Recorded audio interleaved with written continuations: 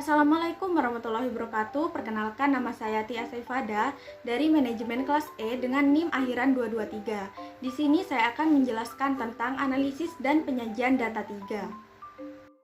Pengertian analisis data merupakan sebuah proses untuk mengelompokkan, melihat keterkaitan, membuat perbandingan, persamaan, dan perbedaan atas data yang telah siap untuk dipelajari, dan membuat model data dengan maksud untuk menemukan informasi yang bermanfaat sehingga dapat memberikan petunjuk untuk mengambil keputusan terhadap permasalahan serta pertanyaan penelitian yang diangkat. Pengertian teknik analisis data merupakan suatu metode atau cara untuk mengolah sebuah data menjadi informasi sehingga karakteristik data tersebut menjadi mudah untuk dipahami dan bermanfaat untuk mengambil kesimpulan dan menemukan solusi permasalahan yang diangkat.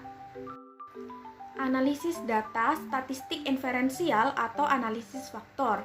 Statistik inferensial merupakan serangkaian teknik yang digunakan untuk mengkaji, menaksir, dan mengambil kesimpulan berdasarkan data yang diperoleh dari sampel untuk menggambarkan karakteristik atau ciri dari suatu populasi. Analisis faktor merupakan perluasan dari analisis komponen utama, di mana analisis faktor adalah sebuah teknik yang digunakan untuk mencari faktor-faktor yang mampu menjelaskan hubungan atau korelasi antara berbagai indikator independen yang diobservasi. Tujuan utama analisis faktor untuk menjelaskan struktur hubungan di antara banyak variabel dalam bentuk faktor atau variabel laten atau variabel bentukan. Proses analisis faktor secara garis besar tahapannya yaitu yang pertama merumuskan masalah, yang kedua menyusun matrik korelasi, yang ketiga ekstraksi faktor, yang keempat metorasi faktor, yang kelima interpretasikan faktor, yang keenam pembuatan faktor skor, yang ketujuh pilih variabel surrogate atau tentukan submethod scale. Yang selanjutnya yaitu analisis conjoint. Analisis conjoint menurut Sarwono 2008 merupakan salah satu teknik analisis multivariat yang digunakan untuk mengetahui preferensi konsumen terhadap suatu produk tertentu didasarkan pada atribut yang ada pada produk tersebut. Dalam proses analisis conjoint akan memberikan ukuran kuantitatif terhadap tingkat kegunaan dan kepentingan relatif suatu atribut dibandingkan dengan atribut lain.